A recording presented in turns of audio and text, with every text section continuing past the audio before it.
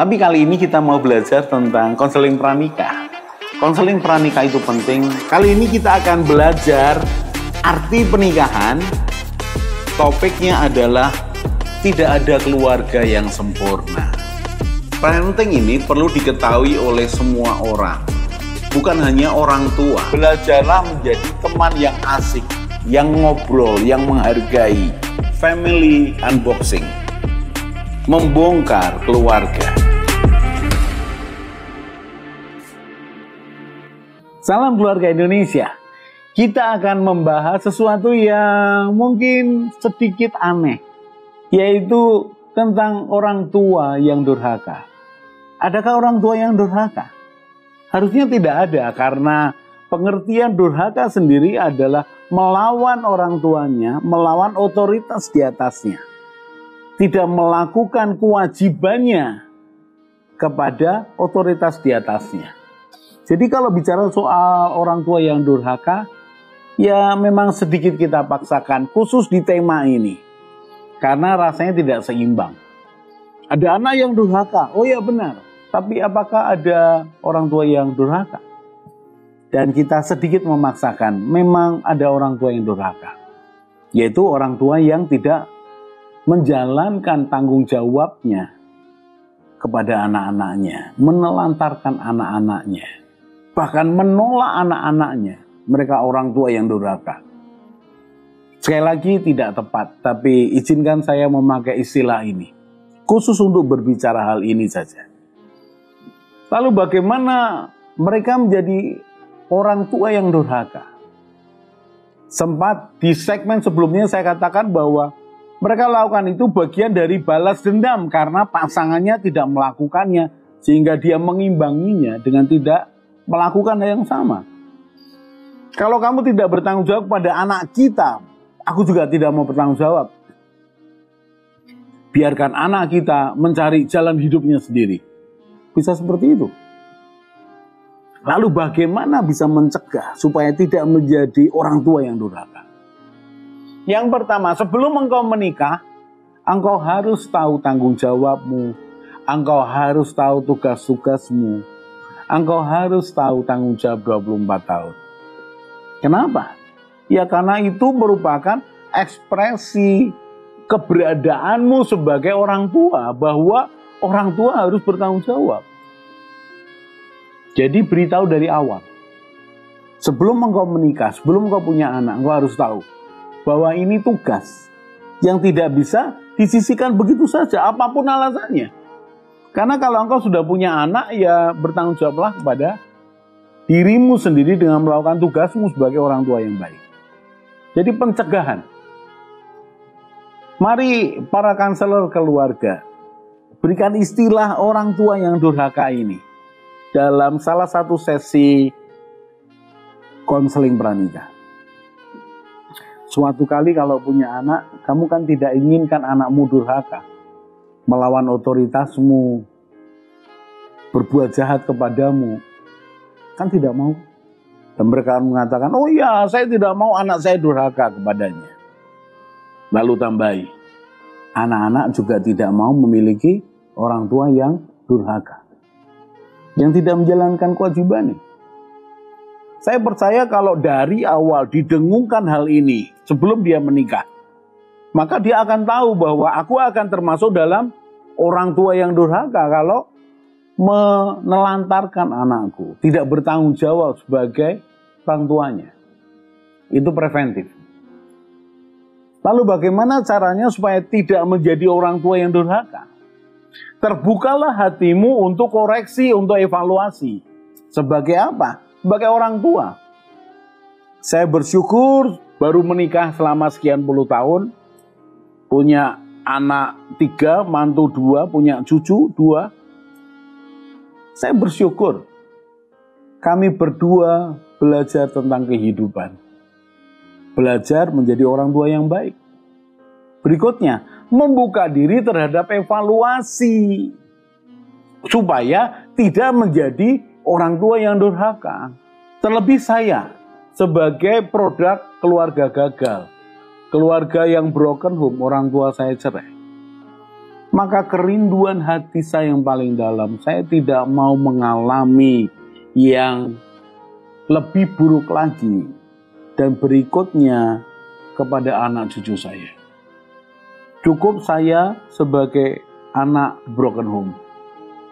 Cukup saya mengalami susah payahnya. Jadi karena belajar bahwa orang tuaku ini tidak bertanggung jawab. Ayahku, bapakku ini ternyata termasuk bapak yang durhaka. Itu menjadi pengingat dan saya perlu mengevaluasi diri. Sampai dengan hari ini tinggal satu anak yang belum menikah. Dan saya merasa berjuang untuk belajar menjadi bapak yang baik. Bapak yang baik. Bapak yang bertanggung jawab. Bapak yang menasihati anak-anaknya. Bapak yang mencukupkan kebutuhan anak-anaknya. Bapak yang mendampingi anak-anak seberapa bisa saya lakukan. Bahkan seorang opa yang menolong anak-anak dan cucunya. Saya menikmati sekali. Kami menikmati sekali. Memang tidak mudah. Konsep pikir bahwa orang tua harus bertanggung jawab. Terlebih lagi tanggung jawab 24 tahun. Maka kalau punya konsep seperti ini di awal pencegahan sebelum menikah atau ketika sudah menikah, mari dikejar untuk apa? Tetap tanggung jawab. Saya sendiri sedih ketika melihat beberapa anak muda tidak dipedulikan orang tuanya. Orang tuanya lebih sibuk untuk cari hidupnya sendiri, kesenangannya sendiri. Tidak peduli dengan anaknya, tidak menganggap anaknya ini sebagai seorang yang berharga untuk tetap didampingi sampai dia mandiri. Saya prihatin aja. Saya ikut sedih sebenarnya. Karena saya sendiri mengalami bagaimana mendampingi anak.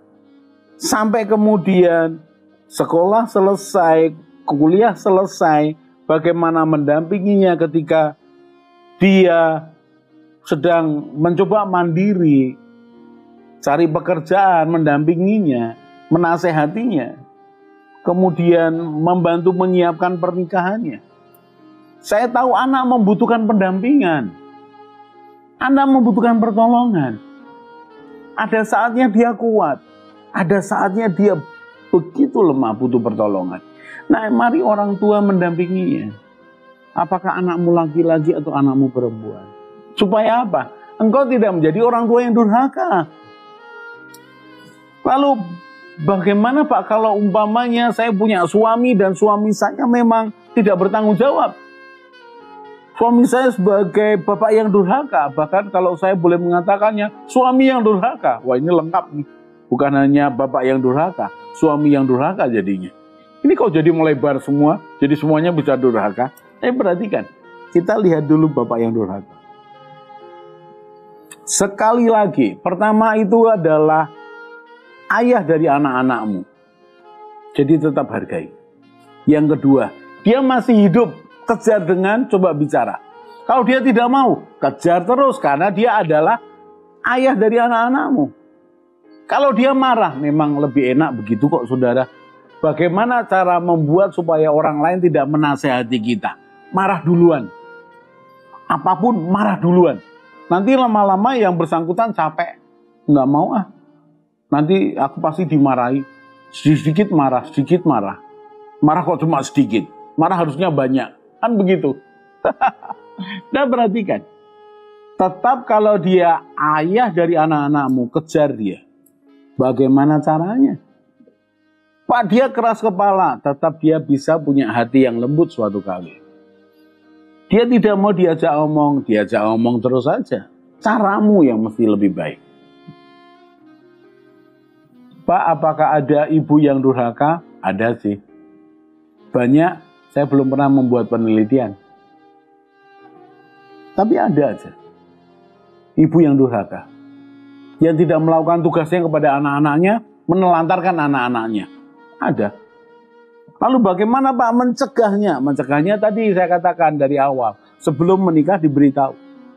Ketika menikah dan punya anak-anak, berikan pendapat, evaluasi, nasihat. Pak, kalau dia tetap tidak mau, dia keras kepala, ya doakan dia. Apa boleh buat, doakan dia. Salah satunya adalah membawa akan pasanganmu, ya, berkumpul dengan keluarga-keluarga yang normal. Orang tua yang melakukan kewajibannya. Contoh dalam arisan keluarga, pertemuan keluarga, buatlah suatu acara di mana cerita. Atau dibuat permainan. Permainan yang tidak terlalu memojokkan salah satu pihak. Memaksa mereka untuk berinteraksi. Orang tua dan segala macamnya. Berikutnya, buatlah suatu acara kebersamaan itu. Acara dari hati ke hati. Jangan kelihatan menjebak. Cuma suruh cerita aja. Keinginannya, harapannya. Dari pihak orang tua diberikan kesempatan, dari pihak anak diberikan kesempatan. Jadi tetap ada cara untuk informasi, konsep pikir ini masuk kepada mereka sedang mengalami masalah. Pak, lalu bagaimana kalau orang tua saya, mama saya sudah pergi, papa saya sudah pergi, mereka betul-betul durhaka. Saya minta maaf kalau berikan cara pandang yang berbeda. Selama mereka masih hidup, jangan katakan mereka durhaka. Tetap ada kesempatan mereka untuk berubah. Tuhan bisa menjamah hati mereka. Dan mereka bisa berubah. Tapi kenyataan mereka betul-betul tidak bertanggung jawab. Jagai perkataanmu supaya tidak mengutuki orang tuamu. Karena kalau engkau mengutuki orang tuamu, engkau tidak mendapatkan berkat untuk hidupmu dan anak cucumu. Hormatilah orang tuamu. Tetap saya pegang perintah Tuhan ini. Jadi kalau ternyata orang tuamu termasuk orang tua yang durhaka, doakan saja. Dan terbuka kalau dia kembali dan menjadi orang tuamu yang baik. Berikan dia kesempatan. Jangan ada dendam. Jadi, apakah ada orang tua yang durhaka? Ada. Tapi apakah ada kesempatan orang tua yang durhaka ini untuk menjadi orang tua yang baik? Sangat terbuka. Jadi mari kita belajar. Membuka diri, mengevaluasi diri. Apakah ada orang tua yang durhaka? Semoga semakin tidak ada. Apakah ada anak yang durhaka? Semoga semakin tidak ada. Kita ketemu lagi di segmen yang lain. Salam keluarga Indonesia. Mari bergabung dalam Keluarga Indonesia dengan cara subscribe channel ini. Di Keluarga Indonesia, kita akan belajar bersama tentang pranikah, pernikahan, keluarga, parenting, mertua menantu, dan juga family unboxing. Jadi jangan lupa share pada teman dan keluarga dan juga subscribe.